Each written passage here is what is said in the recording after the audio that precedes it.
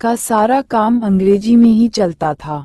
अंग्रेजों का राज्य भी था और वे उसके प्रशंसक भारतीयों में सबसे आगे रहते थे। एक और डॉक्टर अंबेडकर अंग्रेजी सभ्यता, अंग्रेजी राज्य और अंग्रेजी सभ्यता के प्रबल समर्थक के रूप में प्रख्यात हो रहे थे, तो इसके साथ ही अंग्रेजी सरकार की कृपा का आस्वादन भी कर रहे थे। मगर दूसरी तरफ से ब्राह्मणवाद और पूंजीवाद के प्रबल विरोधी भी कहलाना चाहते थे। यद्यपि अंग्रेजी साम्राज्यवाद में उनको इसकी गंध महसूस नहीं होती थी।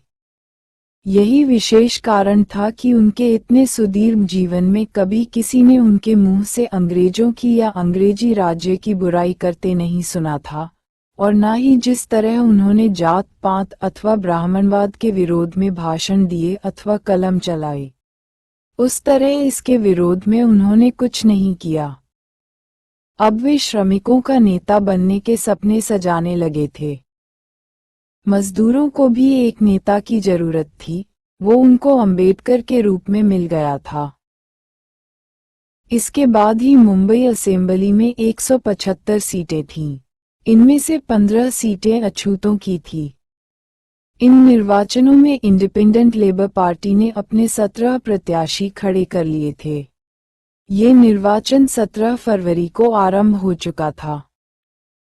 17 स्थानों में से 15 स्थानों पर इंडिपेंडेंट लेबर पार्टी के प्रत्याशी विजयी हुए थे। कुछ लोगों ने तो इसको आंखें खोल देने वाली घटना माना था, किंतु अंबेडकर इसको इस रूप में नहीं माना था। ये केवल एक स्वाभाविक घटना थी।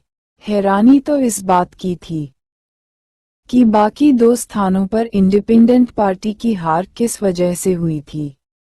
अंबेडकर के साथ जहां एक तरफ सभी श्रमिक वर्ग जी जान से जुटा हुआ था, वहीं साथ में उनको उस सरकार का भी समर्थन प्राप्त था जिसके राज में कभी सूर्यास्त होता नहीं था। वही सरकार भारत पर भी राज्य कर रही थी। फिर क्यों न उसके समर्थन के प्रत्याशी विजयी होते।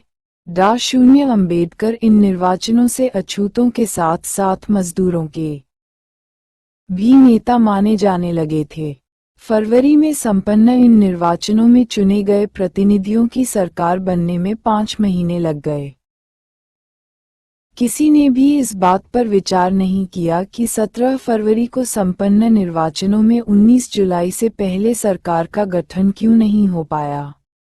वजह बिल्कुल साफ थी, अंग्रेज सरकार इसमें ढील करना चाहती थी। पाए कांग्रेस से असहयोग। 19 जुलाई 1937 को मुंबई में कांग्रेसी मंत्रिमंडल का गठन हो गया। उसके कुछ ही समय बाद डॉक्टर अंबेडकर ने महाराष्ट्र में प्रचलित खसीटी प्रथा के विरोध में असेंबली में एक बिल प्रस्तुत किया होता तो संभव है वह किसी न किसी रूप में स्वीकार कर लिया जाता। लेकिन उस समय समझदारी की कमी की वजह से कांग्रेस बहुमत ने उसे अस्वीकार कर दिया। कदाचित डॉक्टर अंबेडकर भी इस बारे में अधिक गंभीर न थे। उनके समर्थकों का कहना था कि उस समय भी कांग्रेस हुकूमत में मिल मजदूरों पर मालिकों के अत्याचार बढ़ते ही जा रहे थे। उस समय सरकार भले ही कांग्रेस की रही हो, लेकिन मिल मालिक तो अंग्रेजों के ही पिट्ठू थे। उन अंग्रेजों के अंबेडकर स्वयं समर्थक थे। फिर भी आंदोलन तो कुछ न कुछ होना ही चाहिए, इसलिए श्रमिकों की एक बहुत बड़ी भीड़ अपना दुखड़ा लेकर शून्य अंबेडकर के पास गई और उन्हें पूरे हालात से आगाह किया। मजदूरों का नेता बनने का इससे अच्छा मौका और कौन सा हो सकता था। मिल मालिकों के अत्याचार, शोषण और दमन को समाप्त करने की मांग को लेकर अंबेडकर ने एक आंदोलन आरंभ कर दिया। अंबेडकर मजदूरों की शक्ति से भली प्रकार परिचित तो थे ही, इसलिए उन्होंने इसका सबसे सरल उपाय हड़ताल ही समझा। वक्त मिलते ही अंबेडकर के मार्गदर्शन में मजदूरों ने हड़ताल का आह्वान कर दिया। जब मजदूरों ने हड़ताल की तो मिलों के प्रतिनिधि सरकार के डॉक्टर भीमराव अंबेडकर प्रतिनिधियों से मिले और उन्होंने भी अपनी समस्याएं प्रस्तुत कीं। परिणामस्वरूप सरकार ने हड़ताल को अवैधानिक घोषित कर दिया, लेकिन श्रमिकों ने इस घोषणा को अनदेखी कर दिया। निर्धारित तिथि पर श्रमिकों ने हड़ताल शुरू कर ही दी। मजदूरों और डॉक्टर अंबेडकर की किस्मत। हड़ताल पूरी तरह कामयाब बैठी। इस एक आंदोलन ने अंबेडकर को मजदूरों का निर्बाध नेता बना दिया। न सिर्फ मुंबई अपितु देश भर के मजदूरों ने अंबेडकर को अपना नेता मान लिया था। और जहां तक अछूतों की समस्या थी, नौकरी के अन्य विभागों और संस्थानों की तरह मिलों में भी अनेक पद और ऐसे स्थान थे जिन पर अछूतों की नियुक्ति हो पाना संभव नहीं था। यहाँ तक कि उन्हें रेलवे स्टेशनों पर कुली तक बनने का हक नहीं थी। डॉक्टर अंबेडकर ने इसके खिलाफ आवाज उठाई, आंदोलन किया और अपने कार्य में उनको यहाँ भी सफलता प्राप्त हुई। 30 दिसंबर 1937 को अंबेडकर शोलापुर जिला दलित वर्ग सम्मेलन में भाग लेने के लिए पंढरपुर गए। वहां उन्होंने दलितों के सामने 3 समस्याएं रखीं। प्रथम, क्या कभी हिंदू समाज में दलितों को समानता का स्तर प्राप्त होगा? दूसरा, क्या उन्हें राष्ट्रीय संपत्ति में से न्यायोचित भाग प्राप्त हो सकता है? तीसरा, क्या आत्म सहायता और आत्मसम्मान का उनका आंदोलन सफल होगा?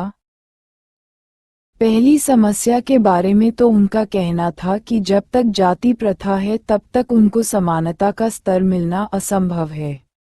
दूसरी के बारे में उन्होंने बताया था कि कांग्रेस का व्यवहार बड़ा खेदजनक है, क्योंकि वह अछूतों की आर्थिक हालत को सुधारने के लिए न तो कोई कदम उठाती है और न ही उठाए गए कदमों का समर्थन करती है।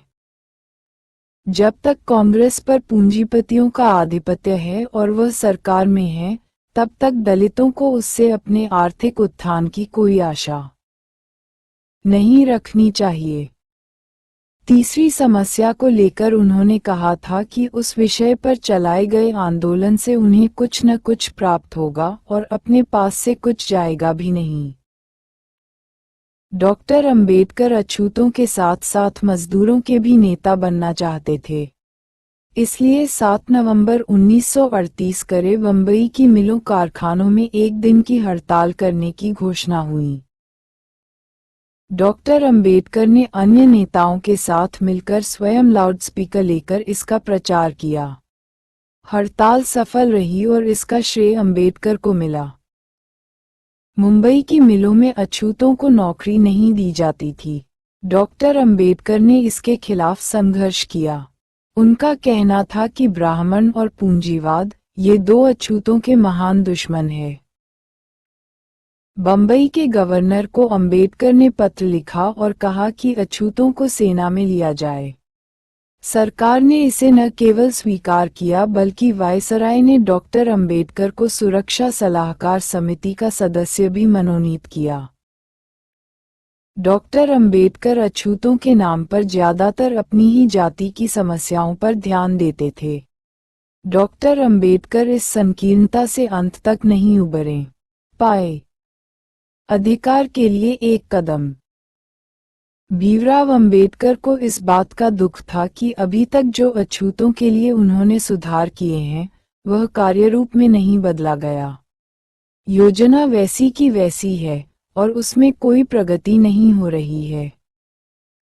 अंबेडकर की समझ में कुछ भी नहीं आया तो वे गवर्नर के पास चल दिए। उस समय गवर्नर को राज्यपाल कहा जाता था और प्रदेश का वह सबसे बड़ा अधिकारी होता था। अंबेडकर ने गवर्नर से पूछा, जो कानून अलग से अछूतों के लिए बना था उसका क्या हुआ? डॉक्टर भीमराव अंबेडकर। इस पर राज्यपाल ने कहा, इस योजना पर सरकार विचार कर रही है। विचार कर रही है? हाँ, विचार चल रहा है। अभी इस संबंध में कुछ भी नहीं कहा जा सकता है। कब तक विचार करेगी? तो फिर आप अछूतों को सेना में भर्ती होने का हुक्म सुनाइए। यह आदेश तो बहुत पहले ही दिया जा चुका है, गवर्नर ने बताया। क्या?